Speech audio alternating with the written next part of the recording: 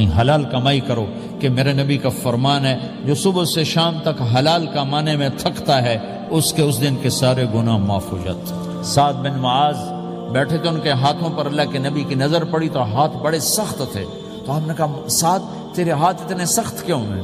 کہا جی میں اپنے باغ میں خود کام کرتا ہوں، سخت ہو گئے۔ تو آپ نے سعد کا ہاتھ پکڑا اور ایسے چوما اور کہا اپنے بچوں کو حلال کھلانے جو ہاتھ ایسا ہو جائے گا اس پہ جہنم کی آگ حرام ہو جائے گی۔ حلال کمائی کرو کہ میرے نبی کا فرمان ہے جو صبح سے شام تک حلال کمانے میں تھکتا ہے اس دن کے سارے گناہ معاف ہو جاتے ہیں۔ سعد بن معاذ بیٹھے تھے، ان کے ہاتھوں پر اللہ کے نبی کی نظر پڑی تو ہاتھ بڑے سخت تھے، تو آپ نے کہا سعد تیرے ہاتھ اتنے سخت کیوں ہیں؟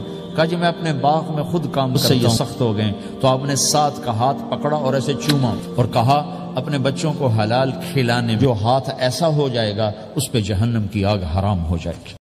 صاف نہیں کریں گے تو کتنا گندا ہو جائے گا، اور صاف کریں گے تو چمکدار ہو جائے گا۔ دل تمہارا گھر ہے، اس کو اللہ نے اپنے لیے پسند کیا ہے، اس کو صاف کرو صبح بھی شام بھی۔ یا اللہ میں کسی سے ناراض نہیں۔ اگر تم اس مجمع میں ایسے لوگ بیٹھے ہو جو کسی سے تم بولتے نہیں ہو، بھائی بھائی ہے، دوست ہے، میاں ہے، بیوی ہے، چاچا ہے، بھتیج، آپس میں اگر تم کٹے ہوئے ہو، ہاں چھوڑتا ہوں، اٹھتے ہی صلح کر لو۔ دل تمہارا گھر ہے، اس کو اللہ نے اپنے لیے پسند کیا ہے، اس کو صاف کرو صبح بھی شام بھی۔ یا اللہ میں کسی سے ناراض نہیں۔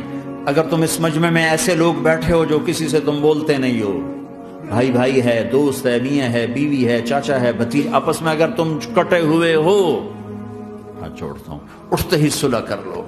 چونکہ میرے نبی کا فرمان ہے جب دو مسلمان آپس میں لڑ پڑیں اور بات نہ